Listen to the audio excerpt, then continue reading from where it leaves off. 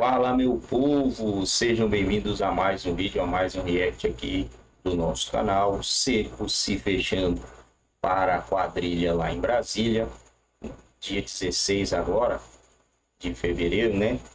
Manifestação para a derrubada do Barbudinho está sendo convocada, esquerda e direita, e muita gente de esquerda já disse que vai, porque é algo contra o Barbudinho e ninguém mais está aguentando esse cidadão aí. E tem também as investidas de Donald, né? Donald Trump contra os donos do Brasil, contra os censuradores do mundo, né? Na verdade, não é exclusividade aí contra o Brasil, mas é contra os censuradores do mundo e os ditadores. A batata dessa turma aí está assando, obviamente que não de cara assim, já vai ser feito alguma coisa, mas já está sendo articulado aí algo para derrubar essa turma. Um pedido de impeachment de Lula no Congresso já conta com o apoio de 100 parlamentares. A proposta foi apresentada pelo deputado Rodolfo Nogueira, do PL do Mato Grosso do Sul, e é motivada pela violação das normas de responsabilidade fiscal por meio do programa Pé de Meia. Na semana passada, o Tribunal de Contas da União bloqueou 6 bilhões de reais em recursos destinados ao programa. Nogueira comentou o seguinte sobre essa proposta, aspas, o Executivo tem usurpado as prerrogativas do Legislativo ao efetuar despesas sem o devido controle e transparência, ignorando as deliberações do Congresso. A decisão do TCU reforça que Lula cometeu crime de responsabilidade e tem que ser afastado do cargo. Temos fundamento jurídico, apoio popular e vontade política para que o presidente da Câmara dê andamento ao pedido de impeachment de Lula, fecha aspas.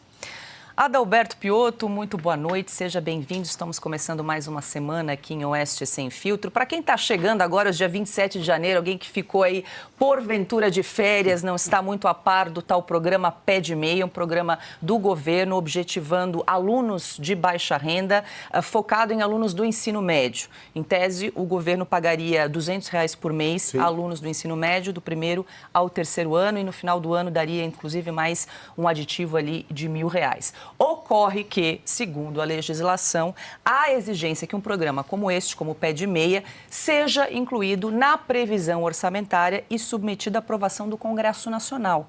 Fato que não ocorreu. A gestão petista realizou o repasse de 3 bilhões de reais sem a devida previsão orçamentária e aprovação do Congresso Nacional. E estamos falando de pedalada e isso que, então, teria motivado este pedido de impeachment que segue agora com 100 assinaturas.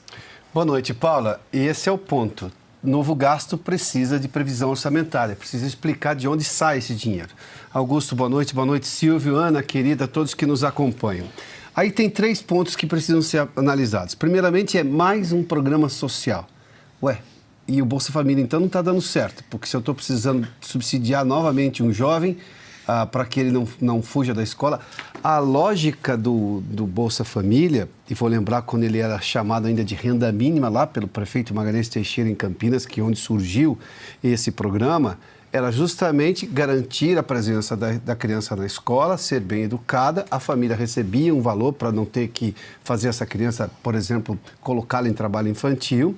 Ela seria educada, uma vez educada, não precisaria disso lá na frente, porque ela teria, por exemplo, condições de concorrer no mercado de trabalho. Não há essa exigência, não há esse acompanhamento, a escola não oferece, o governo não pede nenhuma, digamos, contrapartida. Essa é a contrapartida do cidadão. O que a gente percebe é que o programa social, então, não está funcionando, porque eu tenho que criar um novo programa social agora para jovens. E por aí vai. E não acaba nunca. Esse é o ponto. Depois, as questões técnicas. Sim, precisa de dotação orçamentária e precisa passar pelo Congresso Nacional. Aí vem um quarto elemento, porque aí vem a manifestação do TCU, que é dizendo claramente que há um problema nesse programa. Tecnicamente, sim, tem razões, pelo menos para uma investigação num eventual processo de impeachment. Ocorre que o impeachment é um processo político. E o processo político, no entendimento pacificado, o presidente da Câmara precisa aceitar para essa investigação começar. E o detalhe, a aceitação do presidente da Câmara já afasta automaticamente o presidente de plantão. Ou seja, se o presidente da Câmara aceitar o pedido de impeachment, o presidente da República fica afastado para que a investigação ocorra. Pode até voltar lá na frente. Não há clima hoje político para isso, até porque neste momento a Câmara só está preocupada com a sucessão, que vai ocorrer agora, nessa semana que vem, no final dessa semana. Aí você vai ter um novo presidente da Câmara, um novo presidente do Senado. Começa pela Câmara, é quase impossível imaginar. Você precisaria também de apoio popular, aí você precisaria de gente nas ruas. Janeiro e fevereiro não consegue colocar muita gente nas ruas por razões óbvias, né? Nós estamos voltando da virada do ano. Nada disso afasta a pedalada do governo, que tecnicamente está com todas as evidências se encaminhando para isso. Mas nós estamos falando de um crime num julgamento que é político, e aí eu preciso de clima político para o impeachment. O Lula já fez coisas muito piores, se a gente levar em conta a realidade brasileira hoje, e não avançou nada com o Lira neste começo do, supostamente, Hugo Mota como presidente da Câmara. Talvez não vá ocorrer, não neste início. Enfim, é preciso aguardar o novo comando da Câmara. Ana Paula Henkel, muito boa noite. Seja bem-vinda, Ana. Segundo aqui o autor dessa proposta, esse pedido de impeachment do presidente Lula, o deputado Rodolfo Nogueira, do PL do Mato Grosso do Sul, Ana. Segundo ele, há fundamento jurídico, apoio popular e também vontade política para que esse pedido seja apreciado pelo presidente da Câmara. Agora, como bem lembrou, pegando aqui uma carona no fecho aqui do comentário do Piotto, no próximo sábado, dia 1º de fevereiro, haverá eleição da Câmara. A gente precisa aguardar, então, a nova eleição, quem será o novo comandante aí da Câmara, para ver se, claro, esse pedido vai avançar ou não. Mas eu quero te ouvir sobre esses 3 requisitos aqui que disse o deputado. Ana, boa noite. Boa noite, Paula. Boa noite, Piotto, Silvio, meu mestre Augusto, e muito boa noite à nossa audiência maravilhosa, iniciando a semana com a gente. Paula, eu acho que, como o Piotto disse, né, temos que acompanhar esse cenário político. A economia não vai muito bem, né? Muitos falam da própria eleição aqui de Donald Trump, caso da imigração, dos transgêneros no esporte, isso, aquilo. Acho que tudo isso colaborou para a eleição e a vitória avassaladora do Donald Trump em novembro. Mas fato que o principal ponto dessa vitória foi a economia americana, que ainda está, né, em frangalhos, e o americano, o cidadão americano, perdeu o poder de compra, de colocar o alimento na mesa, que é exatamente o que está acontecendo no Brasil hoje. Né? Um ex-assessor do Bill Clinton, uma frase famosa que ele disse ainda na eleição, né, lá atrás, nos anos 90, disse: é a economia estúpido, e é isso mesmo. A economia do Brasil hoje está em frangalhos, o governo vive tentando corrigir as coisas que ele comete de uma maneira completamente caótica, desastrosa. Eles não conversam, né, entre eles. Agora, ontem, no 4x4, nós tivemos como um dos convidados, além da deputada Bia Kicis, nós tivemos o deputado Marcel Van Hatten, e ele disse que ia oficializar a candidatura dele à presidência da Câmara hoje. Eu confesso que não chequei as notícias para ver se isso já aconteceu. Mas isso seria uma boa notícia para o Brasil, se nós tivéssemos, de fato, um presidente da Câmara comprometido com as pautas importantes para a nação, para o crescimento da nação, e não aquela politicagem, né, que nós temos visto nos últimos anos, tanto no Senado quanto na Câmara. Então, se Lula cometeu crime de responsabilidade, eu acho que, né, o mínimo é que nós temos que forçar a investigação, forçar o debate e não simplesmente fingir que nada está acontecendo.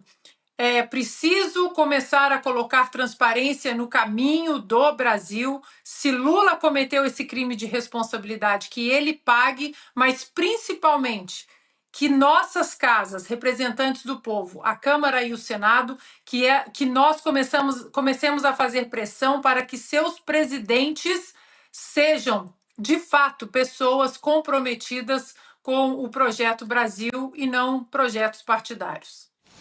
Augusto Nunes, muito boa noite, seja bem-vindo. Augusto, vale só ressaltar, lembrar aqui para quem nos acompanha, que apesar desse pedido já ter atingido o número aí de 100 assinaturas, de 100 parlamentares, o número de assinaturas não é determinante para a abertura do pedido. Quem define a abertura ou não é o presidente da Câmara, independente aí do número de assinaturas. Claro que mais assinaturas, mais simbólico, mais peso tem um pedido, mas não é determinante nesse caso. Boa noite, Paula, nossa chefe, Silvio, meu irmão, meu amigo Piotr, Ana, minha comparsa querida.